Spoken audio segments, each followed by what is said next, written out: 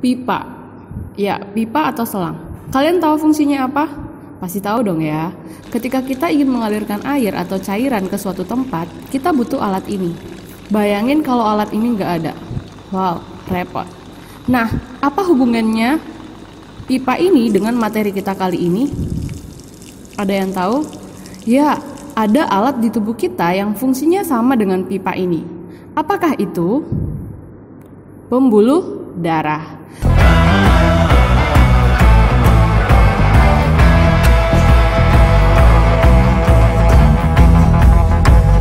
Nah, kalau pipa merupakan saluran cairan, si pembuluh darah juga termasuk saluran cairan. Nah, terkhusus saluran darah.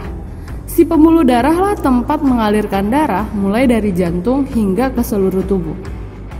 Oleh karena itu, sistem peredaran darah kita seringkali disebut dengan sistem peredaran darah tertutup karena mengalir di dalam pembuluh darah. Nah, sebelumnya sudah dijelaskan bagaimana cara kerja jantung kan? Nah, jantung memompa darah yang mengandung oksigen ke seluruh tubuh yang keluar melalui ventrikel kiri, masuk ke aorta atau pembuluh darah arteri yang paling besar. Kemudian ke pembuluh darah arteri. Kemudian arteri akan mengalirkan darah yang mengandung oksigen tadi ke seluruh tubuh hingga ke pembuluh darah kapiler. Di kapiler terjadi pertukaran gas oksigen dari arteri masuk ke kapiler, sedangkan kapiler akan mengeluarkan karbon dioksida masuk ke pembuluh darah vena yang akan kembali ke atrium kanan, kemudian ke ventrikel kanan. Lanjut ke paru-paru, kemudian karbon dioksida dibuang ketika kita bernapas. Begitulah penjelasan simpelnya. Dari penjelasan tersebut berarti ada 3 macam pembuluh darah.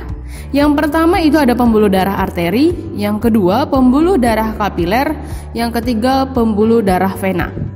Kalau kita potong pembuluh darah ketiga ini dan kita lihat dari samping, kira-kira beginilah bentuknya. Perhatikan, pembuluh darah arteri memiliki dinding yang tebal, sedangkan pembuluh darah vena itu lebih tipis. Tetapi lebih tipis lagi pembuluh darah kapiler. Nah, kok beda ya? Sama-sama pembuluh darah kok bisa berbeda? Nah, Miss selalu bilang, strukturnya akan sesuai dengan fungsinya. Sebelum Miss jelaskan, coba simak video berikut ini. Nah, perhatikan, itu terdapat plastik. Di dalam plastik itu kita masukkan air, kemudian kita bocorkan, dan air akan keluar dari plastik. Nah, ketika plastik dari atas kita berikan tekanan, maka air akan semakin kencang mengalir. Sedangkan ketika tidak ada tekanan dari atas, aliran air itu tidak terlalu kencang, ya kan? Nah, begitu juga pada jantung kita. Ketika jantung memompa darah ke seluruh tubuh yang dikeluarkan dari ventrikel kiri kemudian masuk ke arteri, maka tekanannya akan besar. Ketika masuk ke arteri, karena tekanan besar ini, dinding pembuluh darah itu harus tebal untuk mencegah jebolnya dinding arteri. Berbeda dengan pembuluh darah vena. Vena itu akan membawa karbon dioksida dari seluruh tubuh kembali ke jantung. Jadi tekanannya itu kecil, sehingga vena butuhnya dinding pembuluh yang tidak terlalu tebal. Sedangkan pembuluh darah kapiler itu berfungsi sebagai pertukaran gas. Pastinya dia membutuhkan dinding yang tipis agar oksigen dan karbon dioksida dapat masuk dan keluar.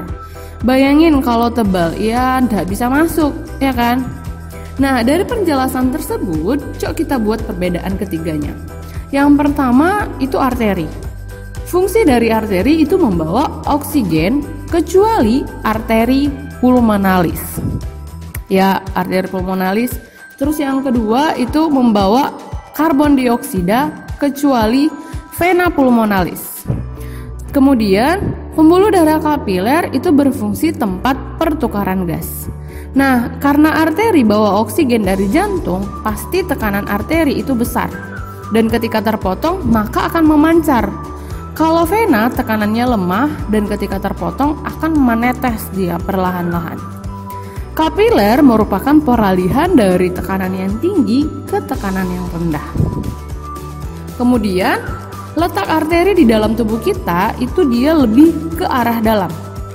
Sedangkan vena itu dekat dengan permukaan tubuh kita. Makanya biasanya kita bisa ngelihat si vena ini, dia warna biru. Biasanya dia paling nampak di sekitar pergelangan tangan kita atau telapak tangan atas kita.